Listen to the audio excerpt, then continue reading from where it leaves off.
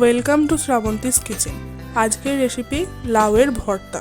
অনেকেই লাউ খেতে পছন্দ করে না, কিন্তু যদি একবার এইভাবে লাউটা রান্না করেন তাহলে সকলেই খেতে পছন্দ করবে আর বুঝতেই পারবে না লাউ। তাই চলুন চটপট রেসিপিটা দেখে নেওয়া যাক দেরি না করে। এখানে আমি সবজিগুলো কেটে নেব। নিয়েছি লাউ, একটা গোটা বড় লাউ, তার সঙ্গে নিয়েছি দুটো পেঁয়াজ, নিয়েছি দুটো টমেটো, দুটো কাঁচা লঙ্কা, ঝালটা আপনারা বুঝে দেবেন, আর দিয়েছি ধনেপাতা। এবার এগুলোকে কুচিয়ে নেব। প্রথমে লাউটাকে কেটে নেব। দেখুন এইভাবে লাউটাকে কেটে নেব। তার জন্য প্রথমে খোলাটা ছাড়িয়ে নেব। আপনারা চেষ্টা করবেন যতটা পারবেন কচি লাউ নেওয়ার, কারণ কচি লাউ হলে তরকারিটা খুব ভালো হয়, ভর্তাটা। প্রথমে খোলাগুলো ছাড়িয়ে নেব ভালো করে। আমি এখানে গোল লাউ দিয়েছি, আপনারা চাইলে লম্বা লাউও নিতে পারেন, কোনো অসুবিধা নেই। দেখুন লাউয়ের খোলাটা ছাড়িয়ে দিয়েছি। এবার এটাকে কেটে নেব।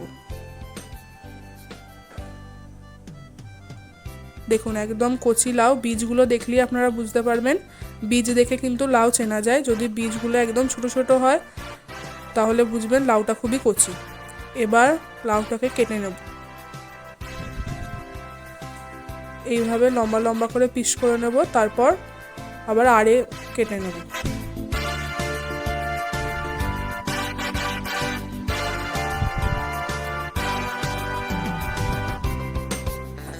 এবার এগুলোকে সাইডে আবার কেটে নেব এইভাবে।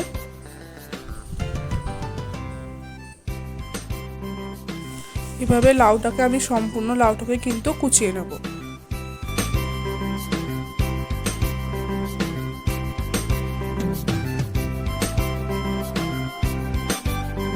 আপনাদেরকে দেখিয়ে দিলাম কিভাবে কাটতে হবে।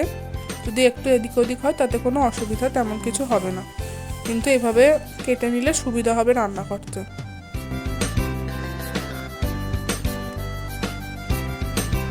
এবার পেঁয়াজটাকেও কুচিয়ে নেব।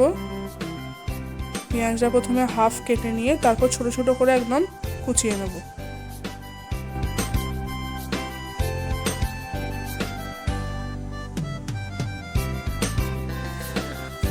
এইভাবে একদম ছোট ছোট করে পিস করে নেব।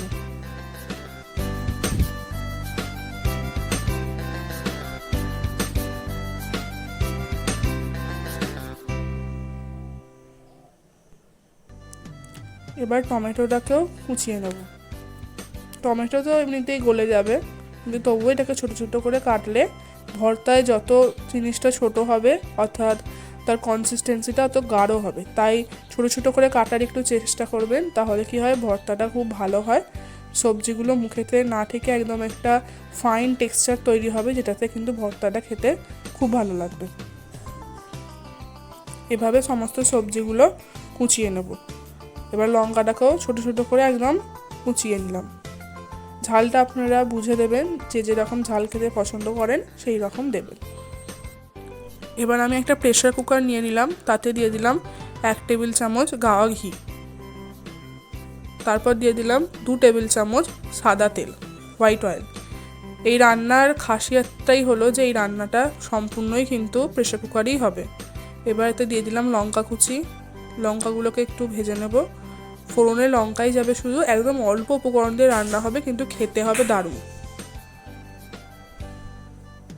এবার দিয়ে দেবো এর মধ্যে পেঁয়াজ কুচি।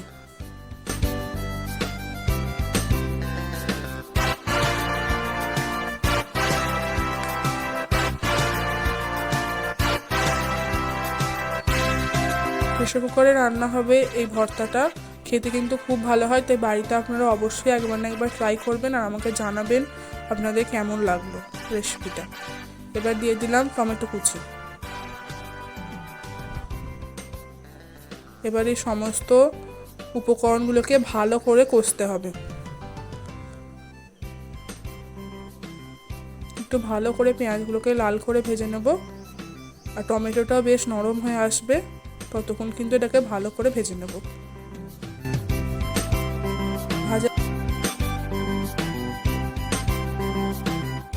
এবার এর মধ্যে যে লাউটা কুচিয়ে রেখেছিলাম সেটা দিয়ে দিলাম। সম্পূর্ণ লাউটা এর মধ্যে দিয়ে দেবো। আর লাউটা তো একদম নরম হয়ে আসবে আর একদম অল্পও হয়ে যাবে। তো লাউটা এবার এর মধ্যে দিয়ে এবার ভালোভাবে এটাকে কিন্তু মিশিয়ে নেব।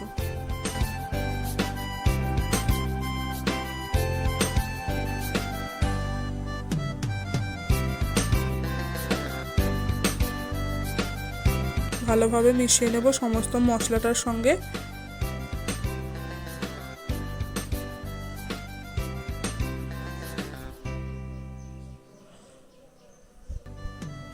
সম্পূর্ণ রান্নাটাই প্রেসার কুকারে হবে, আবার বলছি, কোনো চিন্তা করার কিচ্ছু নেই।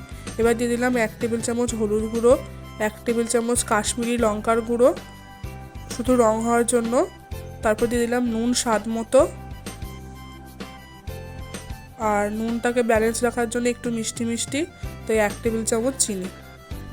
ঝাল মিষ্টি সমস্ত স্বাদটাই এর মধ্যে কিন্তু পাওয়া যাবে। এবার ভালো করে এবার মশলাগুলো মিশিয়ে নেব। জল দেওয়ার কোনো প্রয়োজন নেই, একদমই জল দেবেন না, কারণ লাউয়ের নিজস্ব একটা জল আছে, তাই জল কিন্তু বেরিয়ে যাবে থেকে। দেখুন এবার ভালো করে মশলাটাকে মিশিয়ে নিলাম। দেখুন কত সুন্দর দেখতে লাগছে, একদম পেয়ারা মাখার মতো দেখতে লাগছে। এবার কিন্তু প্রেসার কুকারের ঢাকনটা আমরা আটকে দেব। প্রেসার কুকারটা আটকিয়ে দিলাম।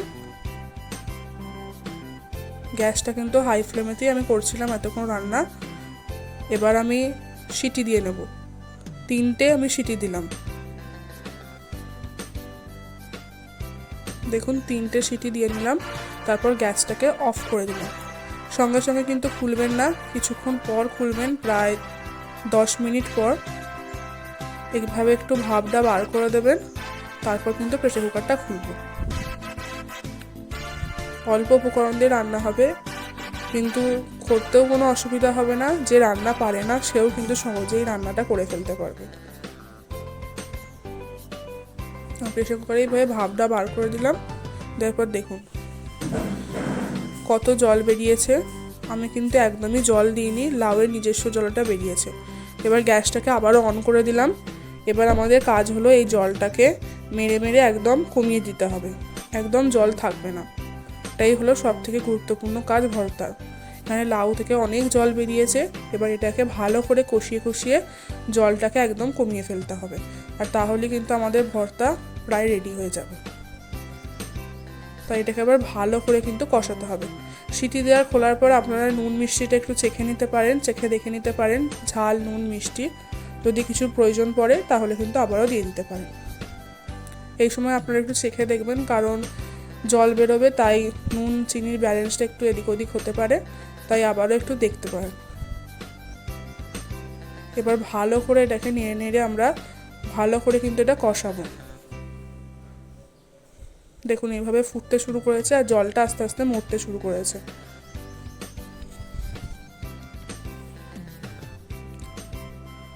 আমাদের ভর্তাটা কিন্তু রেডি হচ্ছে আস্তে আস্তে। এইভাবে ভালো করে ফুটিয়ে নেব।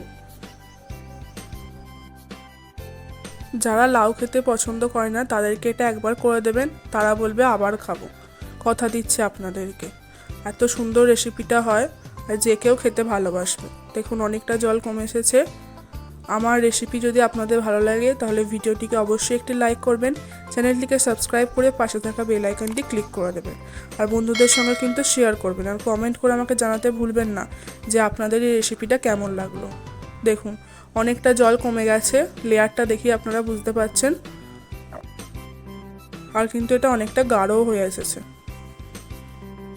বাড়িতে যদি আপনারা এইভাবে লাউ রান্না করেন তাহলে কেউ বুঝতেও পারবে না এটা লাউ, আর বাচ্চাদেরকে খাওয়াতে খুব প্রবলেম হয় এই সমস্ত সবজি, তাই এইভাবে খাওয়ালে কিন্তু তারাও একটু খেতে ভালোবাসবে, অন্যরকম একটু খেতে লাগবে।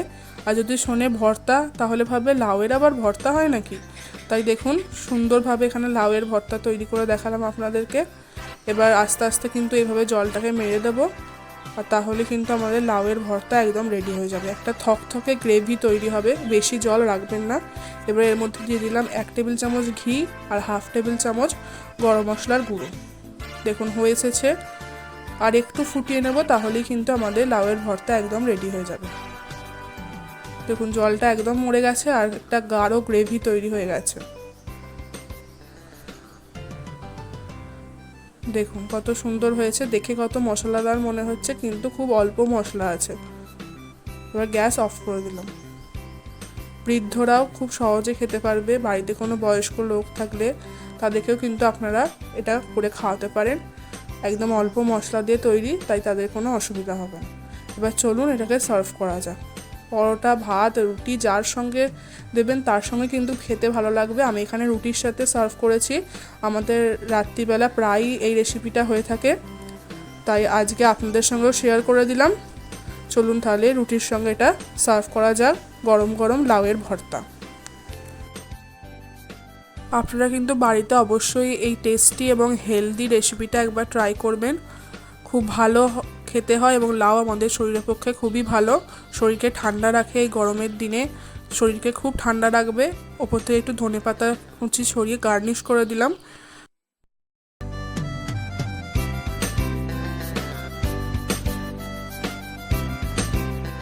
আজকের রেসিপিটা যদি আপনাদের ভালো লেগে থাকে তাহলে ভিডিওটিকে অবশ্যই কিন্তু একটি লাইক করবেন।